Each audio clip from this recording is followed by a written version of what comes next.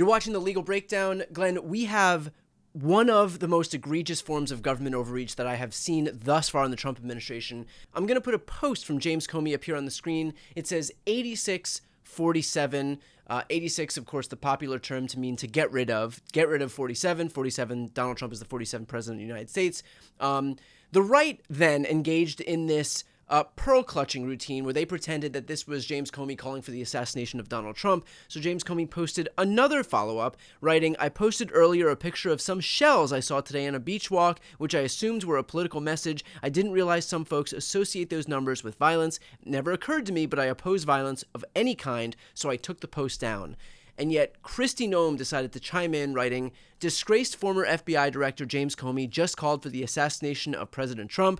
DHS and Secret Service is investigating this threat and will respond appropriately." And so, Glenn, can you talk about the extent to which this is the federal government abusing its power to a degree that we haven't seen thus far?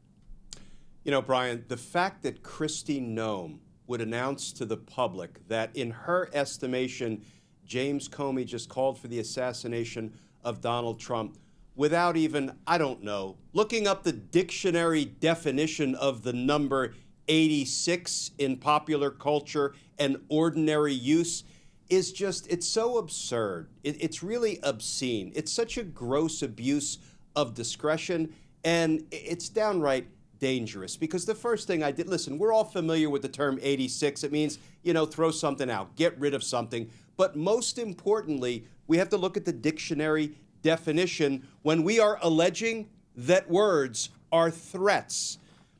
Dictionary definition, 86 means to eject or bar someone, for example, from a restaurant. Quote, "They were accused of cheating and 86th from their favorite casino." They were removed from their favorite casino. Here's a second accepted definition. Reject, discard, or cancel. Quote, "The passwords will be 86th by next October."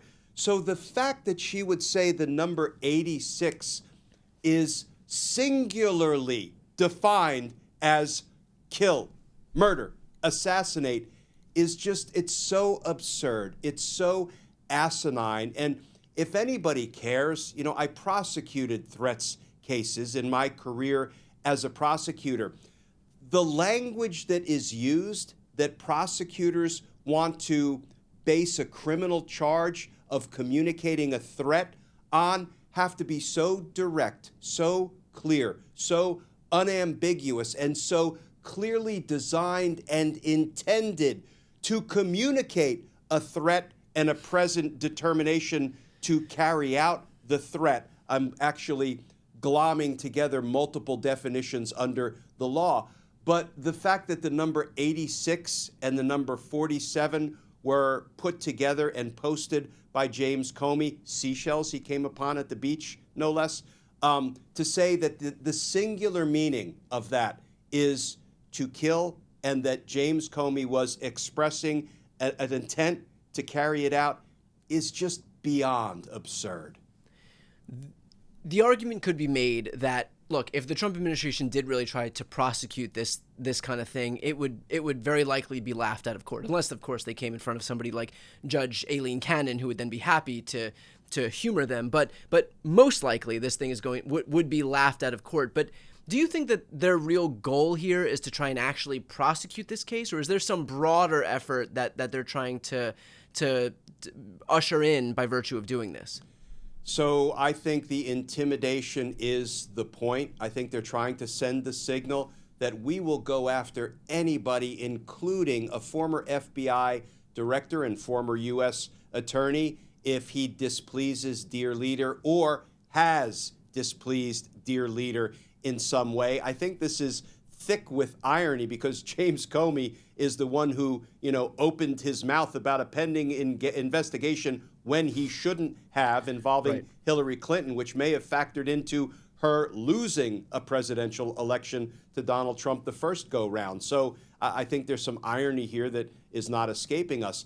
But yeah, this is about threats. It's about intimidation. It's about trying to instill fear.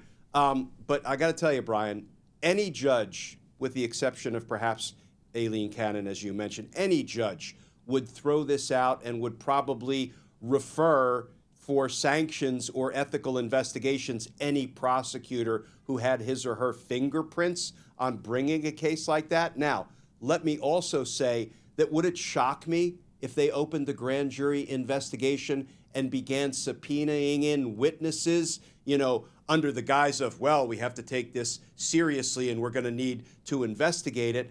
I am sorry to say, even though that would be an abuse of the grand jury and abuse of the powers of the Department of Justice, wouldn't surprise me. Glenn, we've spoken about the ways in which this is very clearly an abuse of Trump's power in the federal government and Kristi Noem's power in the federal government. And so do you have any confidence that Ed Martin, who is now in charge of this new commission against the abuse of government, Commission Against Government Overreach, is going to use his power to slap down the Trump administration for their egregious behavior? Yeah, again, it's ironic that Ed Martin is put in charge of the Weaponization and Overreach Committee, which, is just absurd. He will be at DOJ doing Donald Trump's dirty bidding, in one form or another. But no, I don't have confidence in Ed Martin to, make change for $1 for me, never mind involve himself in any, legitimate criminal investigation.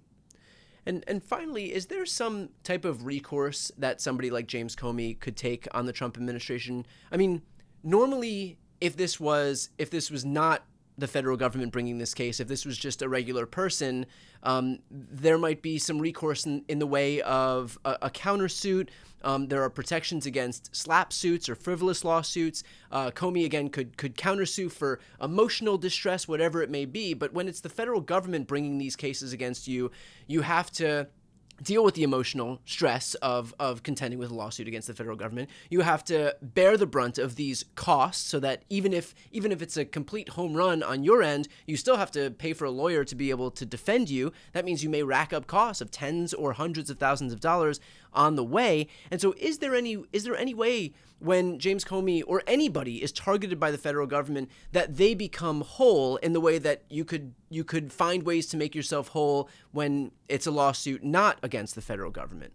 The answer is no. There is no way for people to be made whole when the Department of Justice is abusing its power and going after people just for the sheer political retribution of it.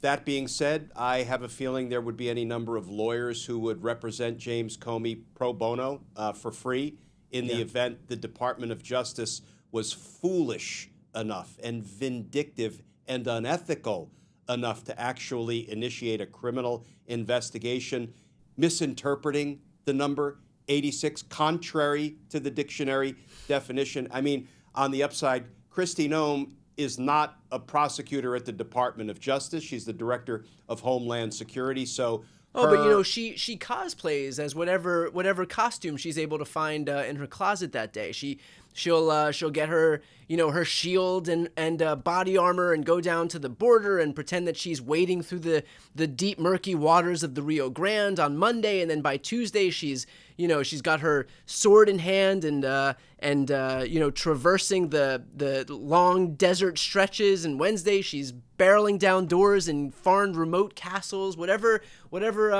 however she can cosplay is what she turns into that day. So if she wants to be a DOJ officer, it's, all she has to do is get the jacket, and all of a sudden she's manifested that into reality for herself. Yeah, and let's not forget posing in front of Venezuelan immigrants who were being, it seems, unlawfully detained in an El Salvadoran prison, flashing her $50,000 Rolex watch. I would say a la Abu Ghraib, and that didn't end up so well. She's a stone-cold clown, and she's shown herself to be a stone-cold clown. And her opinion about what is or is not a crime and what should or should not be prosecuted, means exactly bupkis. So then, do you have any concern that this White House will recognize the damage that they can wrought onto their political opponents, and then just continue to abuse the legal system and wage these legal fights against folks, knowing full well that even if they don't go anywhere, the costs, both emotional and financial, are enough to destroy a lot of the people who they want to destroy? Yeah, let's be clear. It's only going to get worse. It's not going to get better. And it's kind of laughable when the number 86 does not, in the dictionary definition of the term connote violence, so there is no threats charge that would be supported by those shells on the beach.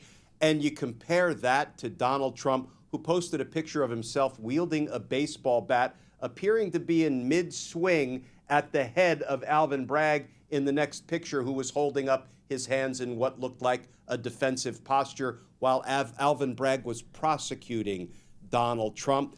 That would be a potentially chargeable threat.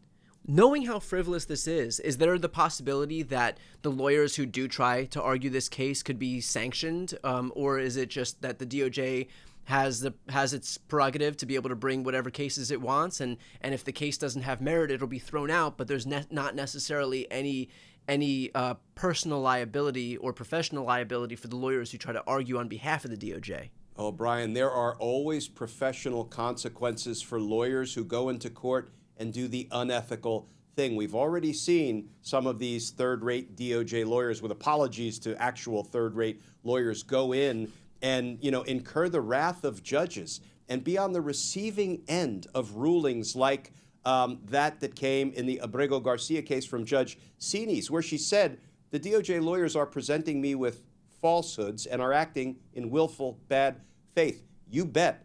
Words like that coming from a federal court judge have professional repercussions, because those warrant bar counsel referrals for ethics investigations. So how many lawyers are going to be willing to throw themselves on the sword for Donald Trump and Pam Bondi is an open question. It always surprises me that any self-respecting lawyer would do it. But, oh yeah, consequences will come if people are involved in bad faith, evidence-free prosecutions. And that is check, check, check, exactly what we have here. So, look, we will, of course, stay on top of this issue and other issues as the Department of Justice, as the Trump administration continues to abuse its power and go after its political opponents. For those who are watching, if you want to follow along, please make sure to subscribe. The links to both of our channels are right here on the screen. It's the best way to follow along with our work and to support independent media more broadly. I'm Brian Tyler Cohen. And I'm Glenn Kirshner. You're watching The Legal Breakdown.